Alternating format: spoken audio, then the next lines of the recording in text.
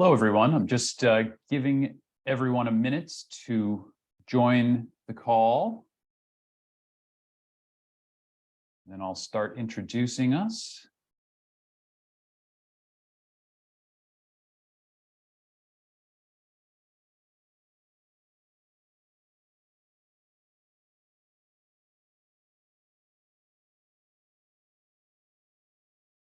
So hello, I'm Burt. I'm pleased to welcome you to a biometric update presentation and conversation featuring senior leaders of Keyless, which provides privacy-enhancing, frictionless authentication.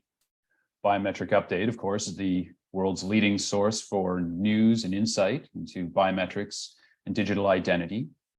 And we are pleased to present another webinar featuring a new and innovative technology that promises to have a significant impact on the industry. So joining me today is Steinberg, who is VP of Products at Keyless. Thank you very much for joining us, Gal. Hi, everyone. Very nice to be here. Thank you for joining as well. And also joining us is Paolo Gasti, who is a CTO and co-founder of Keyless, and also an associate professor of computer science at the New York Institute of Technology. Hi, Paolo. Thanks for joining us. Hello, Chris, and thank you for having us today. Great. Well, I want to thank both of you for joining us. I also want to thank everyone who has joined us to listen to our conversation and hear a little bit more about Keyless.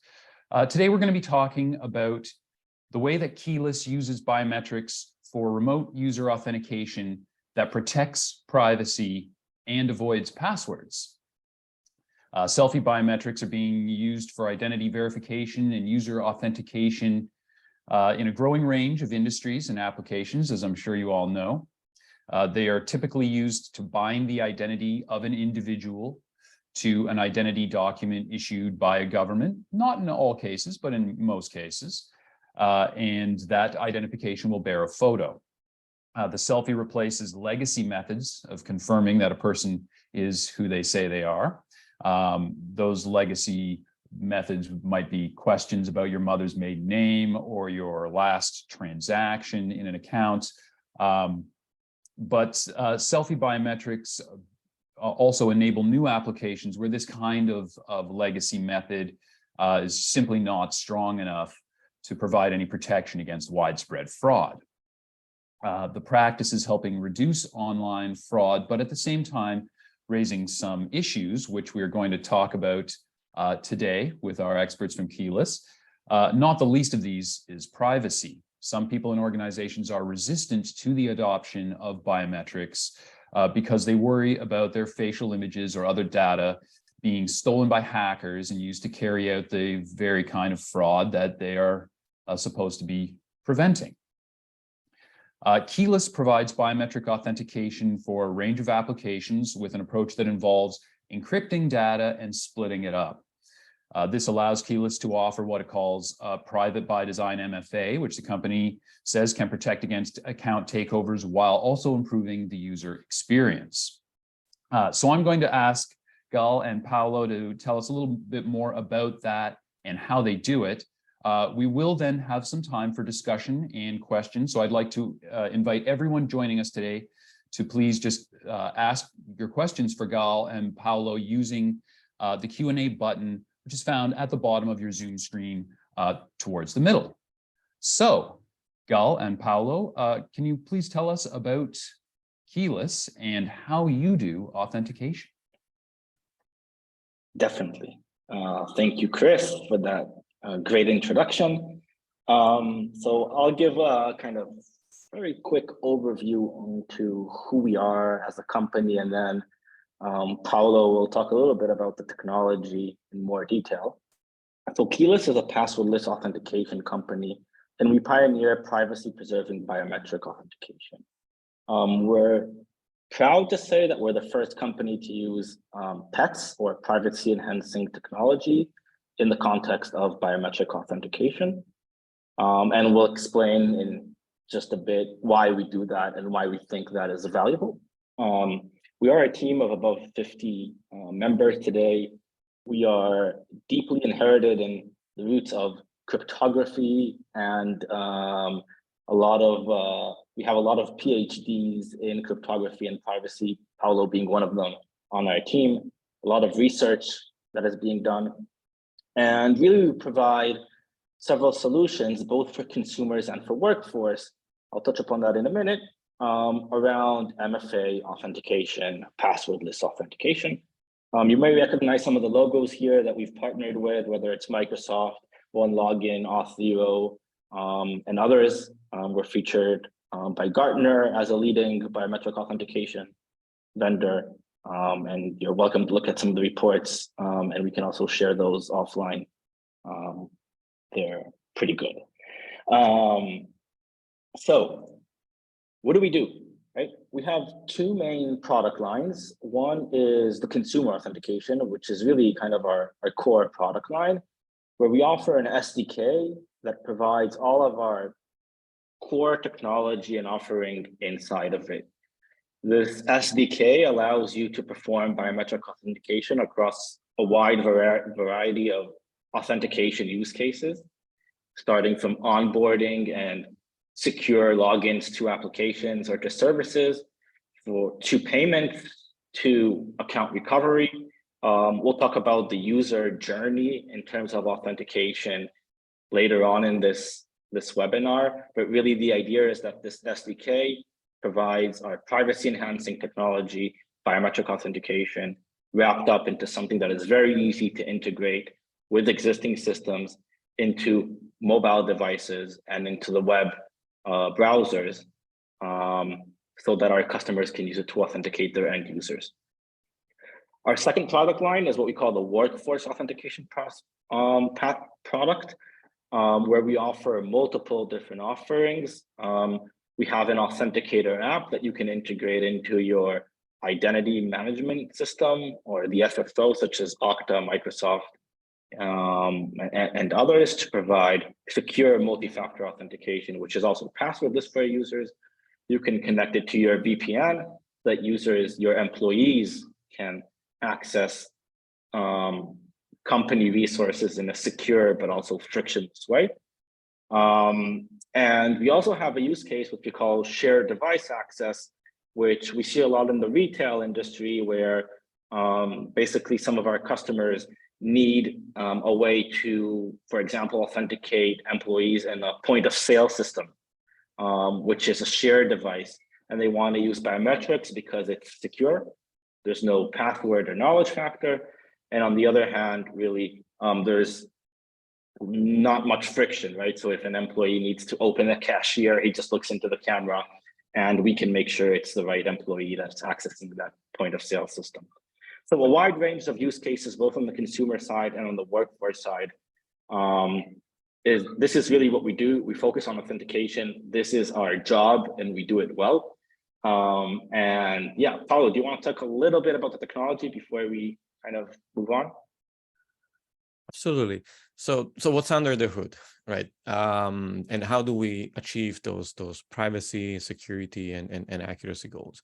So the system that we've built at Keyless is based on some cryptographic protocols that are proprietary and that allow us to run pretty much any computation that we want without knowing what data we're processing, without being able to see any of the data that we're processing.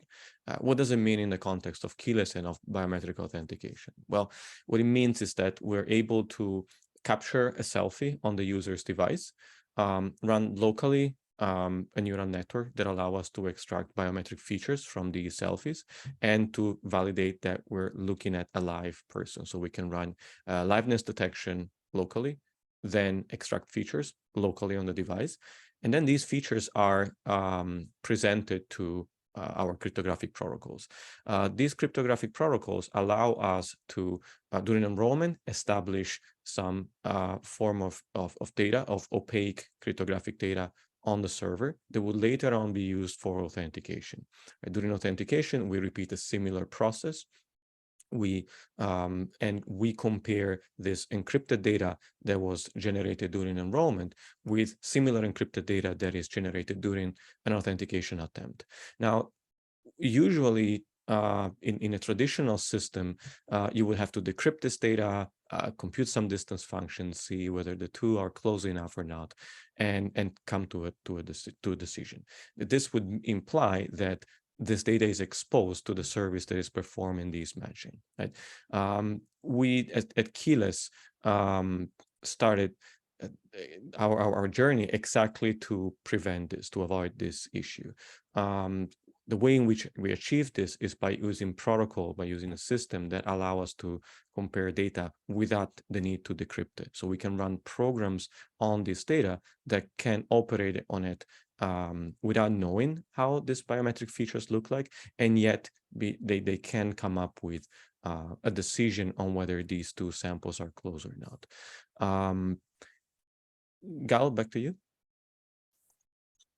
Yeah, maybe, I mean, you explained it better than I could. I think maybe the only thing to add here is that, this is already being used in large-scale commercial deployment, and the technology has been proven.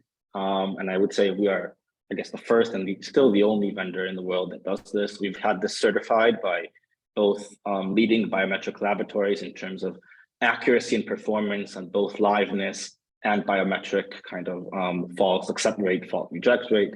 We're working with FIDO, with ISO, and so on.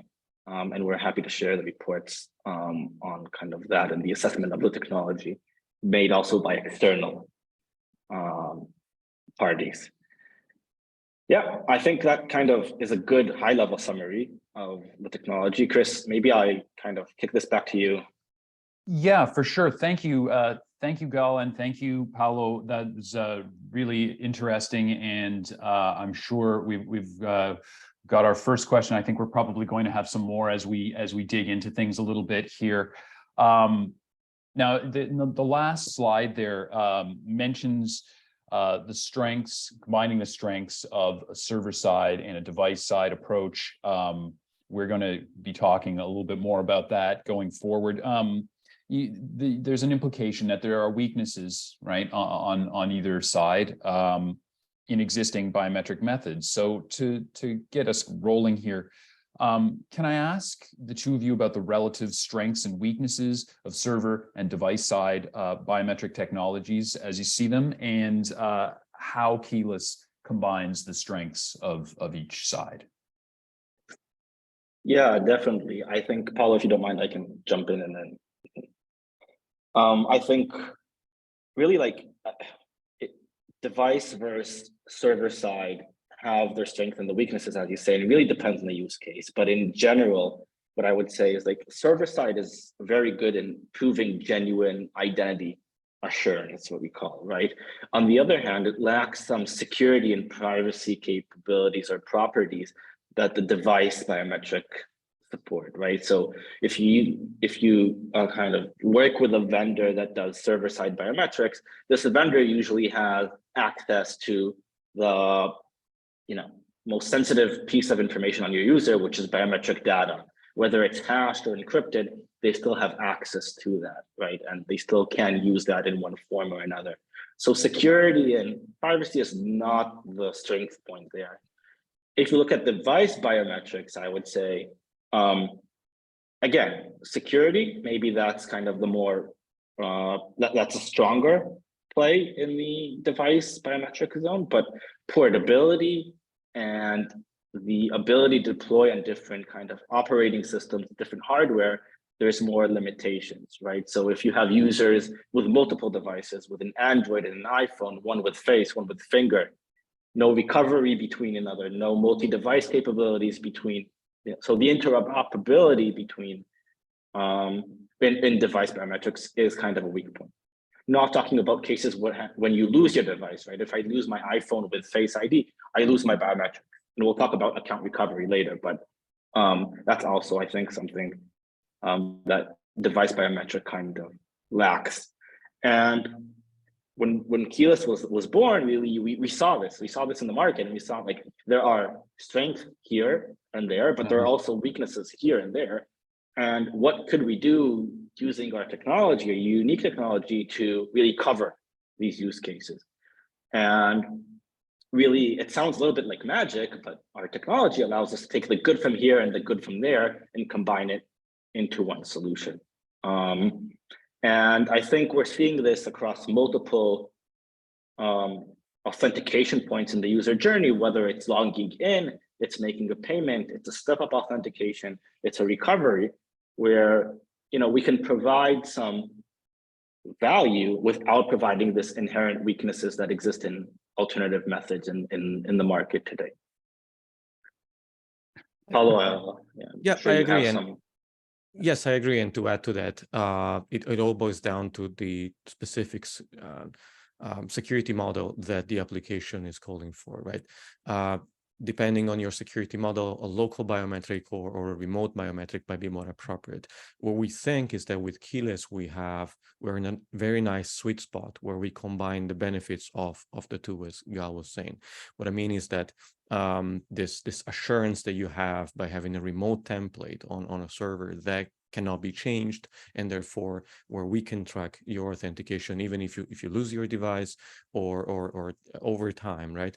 That is valuable, and that solves a lot of problems. Clearly, I myself am not comfortable, for instance, knowing that my face is stored somewhere outside of my control, right? In a place where I can control. Maybe it is part of it has become part of some training data set. That's not something, of course, that I like. So where we come in, and in terms of, again, the security model, if that's my concern, local biometric is a good solution, but it has all the other drawbacks. And again, with keyless, what we can have is the benefit of both. I know that my identity is ensured by having this remote template, but I also know that this remote template is not being used for any purpose that is not specifically authenticating me, that no one has accessed this data without my consent. And an important point here is that keyless is really a two-factor-in-one authentication system. And the idea here is that I cannot provide a biometric sample without authenticating my device first. And not only that, but the system itself, keyless, and our engineers cannot authenticate any user against any of the templates we have unless we have the device as part of that conversation, which gives a lot of power to the user, right? It allows user to really be the owner of this biometric information. Like, we don't have it, we don't have access to it, and the owners and the users that generate it fully control it, which we think is quite unique and very, very valuable, right? Not only ownership as you would have with a local device, but also all the good properties of identity and continuity that you would have with a remote biometric. So you have that control and you have the continuity and these strengths traditionally are achieved with a trade-off that you're avoiding. So there's a lot of interesting stuff that we can dig into there. And you've kind of touched on a couple of areas that attendees are starting to ask about too. So we are going to get to those questions for sure. The first thing though that I just want to pick up on is you each mentioned account recovery. I mean, that's the continuity piece, right? This is traditionally seen as a drawback of a device-based system where somebody lifts your device out of your pocket or your purse, or you leave it somewhere, and all of a sudden, if you can't get that device back, you can't get into your account. And we've all heard the stories about people losing assets that they can no longer access. So how does account recovery work with keyless? I'm a keyless user. I left my device on the subway yesterday. What do I do? Yeah, so the keyless has a great advantage compared to these other systems because, again, the biometric data is now stored locally on the device. If I have a local biometric authentication system, I lose the device, I lose the biometric. So that biometric cannot be part of the recovery process. With keyless, this is very different. because I cannot lose this biometric data, what happens is that that can be part of a recovery process. As I said earlier, keyless is really a two-factor in one authentication system, device and biometrics. So I will still have to have a recovery process for the device, but I don't need to have a recovery process for the biometric. In general, this translates into a few possible implementations. So for instance, a customer of ours could use our system where if the user loses their device, they have to go through a simple process that allows them to restore, to get a new device, which is trusted. And that process is not completed until the user authenticates with their face. So it's a very secure system because, again, we need to have a live user in the loop that matches what we know, how we know the user looks like, right? And at the same time, it's a fairly flexible and fairly simple system that allows different customers with different risk profile to actually have a flow that is appropriate for their users. Okay, so I can understand then how you can maintain that continuity and avoid the loss of assets in that way, but that kind of leaves open the other side of the coin. How do you contrast what keyless is doing with less privacy preserving server side kind of architectures? Yeah, so I think that, other server side vendors have the ability to perform some kind of recovery, because basically when the data is stored server side, even if you lose your device, you can recover it because you don't lose the biometrics. But then the question is, what does this vendor do with this data if I lose my device? Or how do I know that if I've de-enrolled from the platform, the biometrics is also deleted? Or maybe my biometrics stay there forever, right? You think, I don't know, you use biometrics for Facebook, just a hypothetical situation. And you say one day, I don't want to use Facebook anymore for whatever reason. But you have you can trust Facebook that they don't have your biometric data, but I don't usually trust tech vendors in these kinds of situations. So yeah, you got to check the terms and conditions. Who reads the terms and conditions, right? As a consumer, no one. So I think really there's account recovery is important in the flow, but there are also certain properties of recovery that you need to take into consideration, which are not obvious upfront. And these include security and privacy, right? Which they're not the first thing that come up to the mind of the user when he loses his device. But then there may occur some kind of situation in the future where, I would say, well, I wished I had more security and privacy over this template when I enrolled into this platform. And I don't want to get into these not so pleasant scenarios, but I think we all know them. So how do you avoid that server-side biometric becoming the honeypot then, as you described that, we've all got, we all tempt fate, but when we engage with various platforms that use server-side biometrics. So yeah, what's different that keyless is doing to keep those server biometrics secure and private? Yeah, so Paolo can touch upon the exact technology, but I would say that in very high level, keyless by mathematical definition has no access to biometric data of the user, to PII, right? So nor does keyless or keyless customer, be it a bank or a fintech, they cannot access this biometric data, right? So they cannot even say, does this hash representing a user's face, is it contained in a certain database or not, right? The yes, no answer, which you could do with a hash or whatever, that even is something that keyless cannot perform, right? So privacy is guaranteed through mathematical definition, also the security because of the way we distribute the biometrics, as Paolo explained, and that is really the core difference here. Yeah, and I would add that so there are server-side systems that claim, for instance, protection of data at rest, right? They everything, we have a database, but everything is encrypted.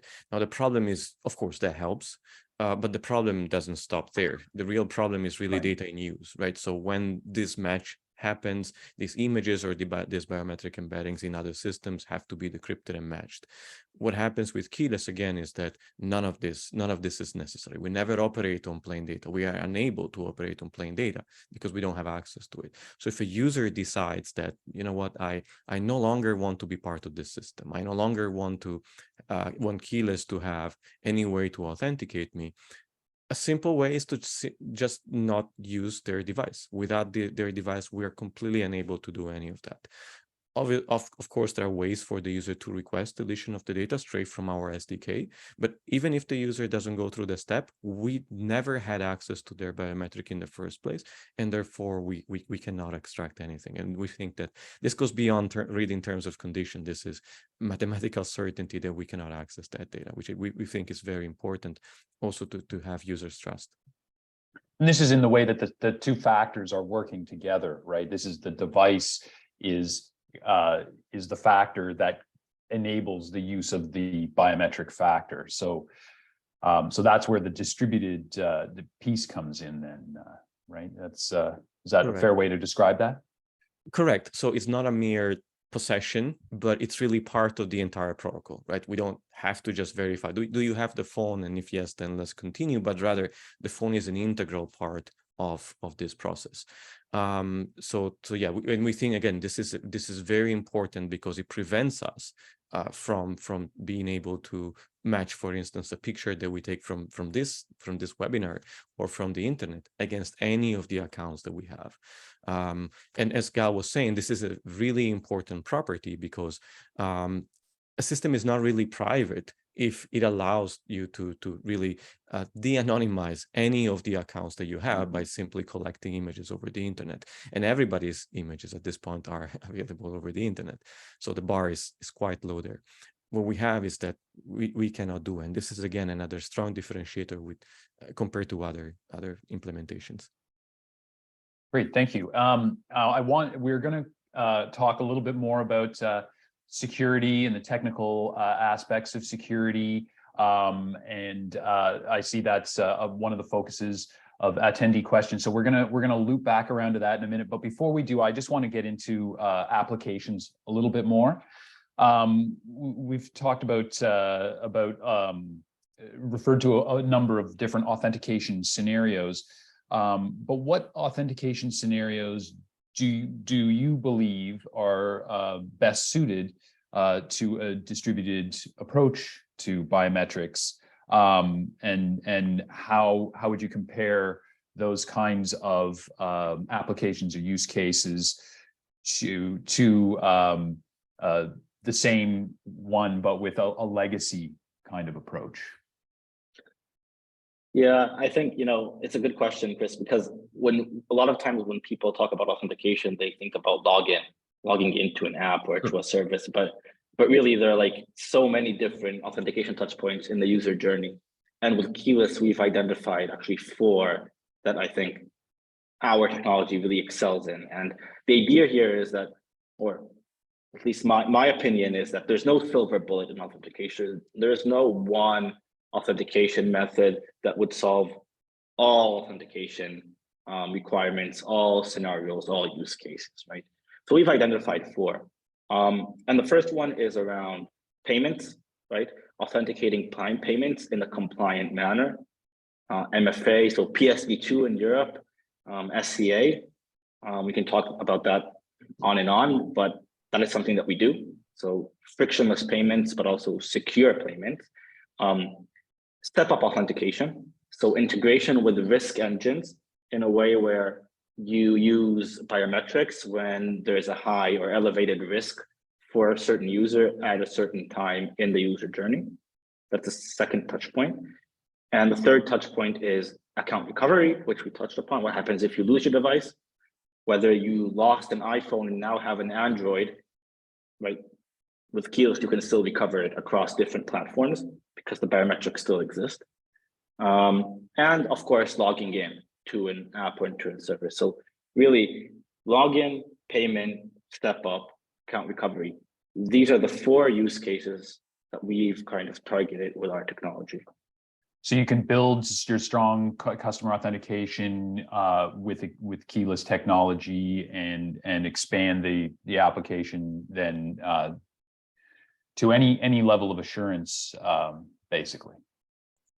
Yeah, that's a great point, because what we see with our customers is that, and many times we start off with one use case. It's usually payments, so PSD2 SCA or account recovery.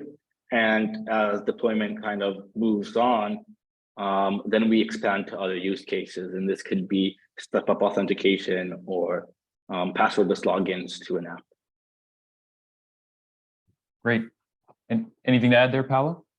Yeah, no, specifically, since we touched upon strong customer authentication, I think there, as we were building our system, I think a few interesting observations came up. For instance, because we have this multi-factor system where one of the factors is biometric, and this system allows us to recover and reconstruct cryptographic keys on the fly. These keys can be used to sign transaction, right, consistently with strong customer authentication. And these signatures are more than just a signature issued by a device, by unlocking it with the password or with a local biometrics. These signatures are uniquely tied to your to the fact that there was a biometric event with liveness at a certain point in time. So they go beyond what a traditional system would do. Here we have a record of a biometric authentication that authorized a specific, in this case, payment, but whatever transaction is happening. We think this is also very important. Right. Okay, so that makes sense, and I mean, when you're using these using the technology for these kind of higher leverage applications, you mentioned the importance of liveness. One of our questions from Robin is, given that you process local liveness detection, or you carrying out that process on the device, how do you protect against injection attacks? This is, of course, a big and rapidly growing problem in the issue. So, yeah, how does keyless deal with injection attacks, Paolo? That's a great question. There are several countermeasures that we have against that. So the first one, of course, is device integrity. We ship as an SDK primarily, and an application that includes our SDK. And the SDK itself is designed to verify device integrity. So there are multiple checks that we perform, from standard ones to less standard ones, that allow us to tell whether, yes, this device is not compromised. We're actually getting frames from a camera. This also builds into our liveness detection system that goes beyond what just liveness, but also understanding what looking at clues that indicate what's going on with respect to this.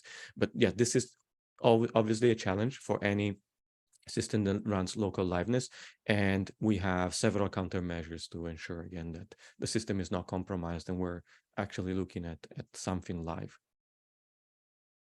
Right, and you touched on the problem of AI generated faces. Kind of there's a question about that from David, which you've kind of touched on as well. That's going to be something that's addressed with your liveness technology. Is that right? Yes, it's definitely something that we looked into as we were developing our liveness technology. In the market, to be honest, in the market, this is not something that is perceived today as the most pressing issue. That said, we want to be forward-looking, and this is definitely something that we worked on, and we continue to work on, and we continue to follow what's happening in this space. But definitely a concern. Great, thank you. Yeah, so and moving right along, I've got a question from James here about an individual who's got multiple devices, using Gal's example of an Android with a fingerprint or a thumbprint. You've got your iPhone using Face ID. You're storing different biometrics for those two devices, but can you link them to the same account? And then also a question about whether you support authentication on a desktop or laptop device. Yeah, so the short answer is yes. So we have interoperability between platforms, right? So if you have multiple devices, it could be an iPhone, it could be an Android, you could lose your iPhone, you could lose your Android and buy a new one. You'd still get interoperability, right? You could still recover your same face without re-enrolling your face on the new device, which is also could happen to be in a different platform. So that's, I guess, the first, regarding the first question. Sorry, Chris. Modality as well, different fingerprint on an Android and face on an iPhone. So currently we support face only, and the decision was because of the security properties of face as opposed to other modalities. Face is considered to be more secure in terms of the signals that you can capture in terms of recognition and basically accuracy. So false accept rate, false reject rate. Which is why you can't open a bank account with the fingerprint on your Android device, right? Yeah. For example, right? Yeah, there are many examples. Do we support desktop or laptop biometric authentication? So what we're actually releasing in the next couple of months is a browser or a web SDK, which will allow you to authenticate through the browser. So you don't need a native client. And this could use the webcam on your desktop or still use your phone, but in a browser. So no app or no SDK that needs to be embedded that is a native SDK. So we're looking forward to that. And we think that's going to be a game changer because it will basically allow, for example, keyless customers to offer biometric authentication to their end users, basically on any browser without needing to download anything and without needing to have another device. So no push notifications and so on. Very interesting. Yeah. So a little preview of technology to come there. Yeah, roadmap insights. That's right. So yeah, great. Thank you very much, Gal. We'll just moving right along. We got a couple questions about accuracy and certificates. So yeah, Paolo, would you like to maybe give us a quick review on the bona fides? Yes, absolutely. So we, of course, we did go through external evaluation, internal independent evaluation. In particular, we focused on FIDO biometric certification. We are today FIDO biometric certified. And I think the interesting part here is that despite all the say additional cryptographic computation that we need to perform, that does not impact our biometric accuracy. So the biometric accuracy is fully defined by our machine learning components. And again, those machine learning components, as included, of course, in the broader system, everything there is FIDO certified. So this is where we are today. All right, and we actually have another question about standards and particular industries, which makes reference to ETSI, EIDAS in Europe. How does keyless comply with all of these? Well, I mean, there's a lot of them. What would you say about keyless and compliance? Yes, no, that's a great question. There are a couple of ways to look at this. So we're actually working towards this right now. And the one is in terms of assurance, right? How strong is keyless as a system overall? How does it comply with these standards? And the good news is that because of how the factors interact with each other and because of how the cryptography is implemented, right? In our case, everything is challenge response. Everything, we can always demonstrate freshness of responses. There's no shared secrets between the various components, except for some integration where this is required, but the core components have not shared secrets. And this puts us in a pretty high place in terms of compliance. So that's in a sense we're very happy about what we're seeing. And Gal, I don't know if there's anything you want to add. Okay. All good. So you've got the level of assurance and what certificate you've got some certifications and more to come. Is that a fair summary? We're working toward, yes, in terms of biometric certification, and also in addition to FIDO biometrics, we're also FIDO certified, which means that we we thought was quite interesting as a process, as the audience and Chris, I'm sure you're aware, FIDO, every time there is a biometrics involved, they're very strict about how this biometric is treated. Right? Privacy there is as a paramount importance, and our system, at least to my knowledge, is the first where FIDO certified system where the biometrics actually are processed outside of the device. But because of the privacy properties that we have, because the fact that biometric data does not leave the device, but rather only the outcome of some cryptographic process does, we were still able to achieve that certification, which, as we were saying earlier, this greatly simplifies account recovery and having the same biometric on multiple devices, right? This is greatly simplified by our system, and still we're compatible with those standards. Perfect. And FIDO, of course, for those maybe listening who are unfamiliar, Fast Identity Online, one of the biggest industry groups in the world, and promoting not just a privacy preserving authentication generally associated with device-based techniques. So that's, as Paolo was referring to, why it would be unusual to hear about server processing being involved. So that's really interesting. Another big focus for FIDO, of course, is passwordlessness, which has come up a couple of times. And, you know, I've been writing about digital identity and biometrics for a number of years. I think I've written a couple of hundred articles that refer to the end of passwords and the death of the password, one of my favorite industry cliches. So, I mean, you know, you guys have been working towards passwordlessness for a while now. You know, do you see this? How can we talk about this beyond a buzzword? Is this really something that that these, you know, novel kind of architectures are enabling?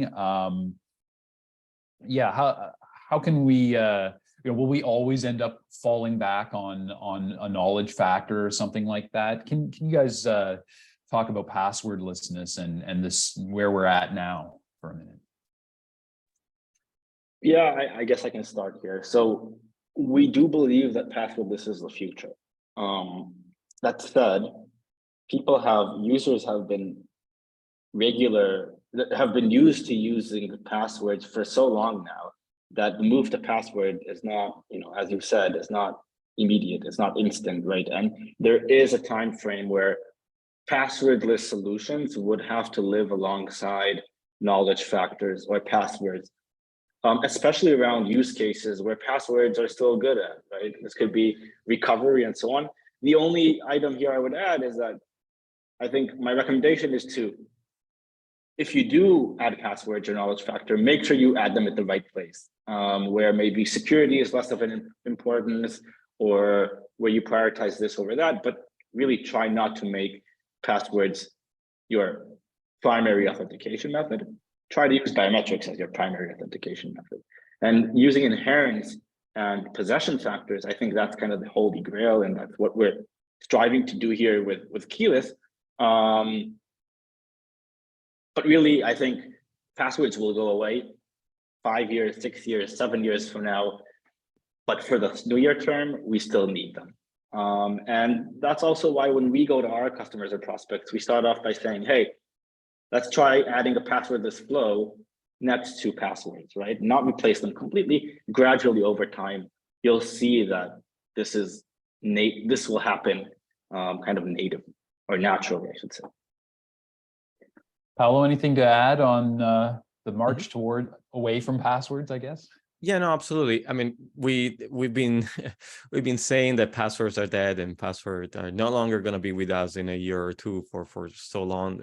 Not by accident. We, of course, no one likes passwords, and we're all hoping that this can become reality.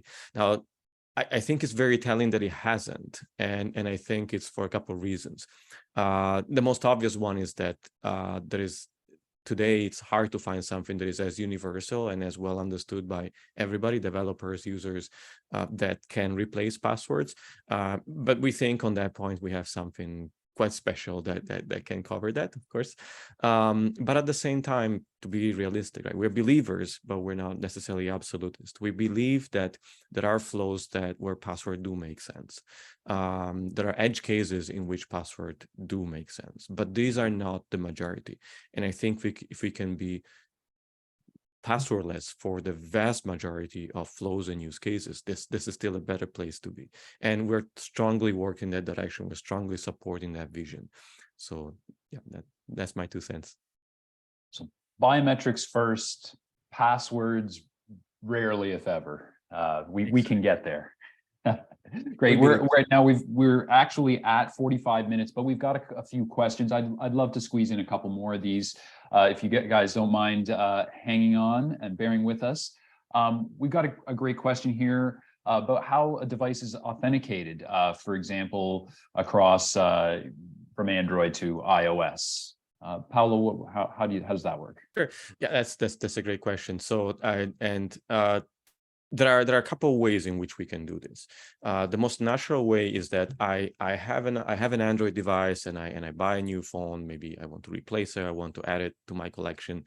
And what I can do there is we offer a multi-device flow that allows an old device to enroll a new device, right? But the key point here, which I think is very important, is that only your device needs to be re-enrolled and not your biometric. So your new device will have to, only your new device, you can actually use your biometric factor to verify that this is not an attack, right? This is not someone trying to clone your device. This is actually you in person right now performing these tasks.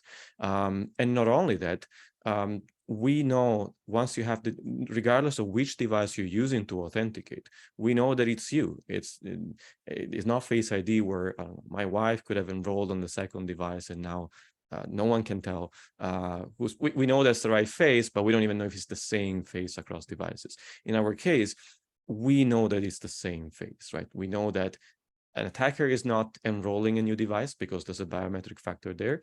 And we know that this new device will authenticate the same face. This 20 new devices will all authenticate the same face because the face doesn't live on any of these devices.